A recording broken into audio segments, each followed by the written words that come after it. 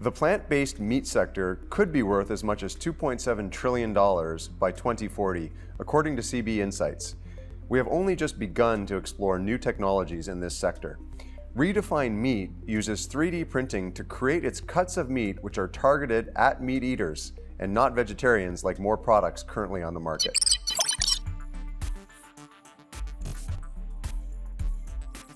Esh, the alternative meat market is growing rapidly and there's a whole bunch of new entrants. How do you make Redefine Meat stand out? We are in exciting times where a company like Redefine Meat can bring to the market new meat, not meat alternative, not plant-based meat, but meat products that deliver on the taste, flavor, functional elements, and nutrition, made using advanced technologies and not just animals.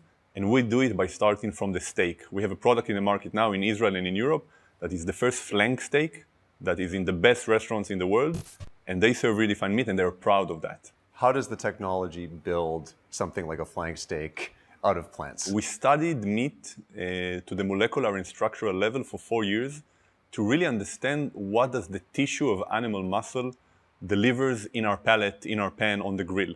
Once we identify what are the core elements, we recreated those separately using plant-based ingredients, bringing everything together to a complex structure using additive manufacturing, what people refer to as 3D printing, actually creating a food product voxel by voxel, fiber by fiber, and layer by layer, until you have on the plate in restaurants in Israel the most complex made-man food product that is really similar to what a cow can do.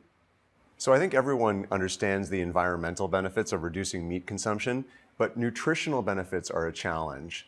How do you cross that chasm where people have the perception that alternative meats maybe aren't as healthy with all the different ingredients they have?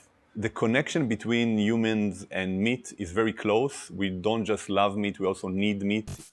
And when we started to research meat, we needed to understand not only how we deliver something that is tasty, but also something that is good for your body. First, it's important to say that taking a lot of plant-based ingredients, proteins, fat, flavor that come from plants, and combine them together into a steak requires more than 2 or 3 ingredients.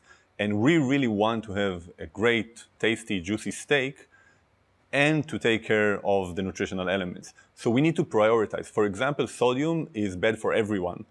So we said sodium will have the lowest amount possible, that in every country around the world we get the best score possible.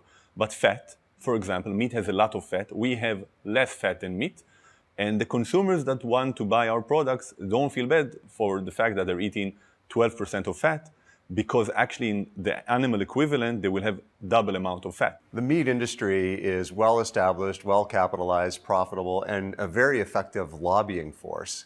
How do you overcome some of the challenges of the giant meat industry being your primary competitor? We decided to define ourselves and to really have a vision of becoming a meat company. And now our plan is to become the world's largest meat company. In order to achieve that, we really need to understand how does the meat industry operate. But the meat industry itself, the big meat companies, they understand that what we are working on is inevitable. And governments, consumers, and players in the meat industry know that this revolution is happening. And actually, by having a relationship with them, having a mutual respect and learning from them, we can become better in disrupting their market.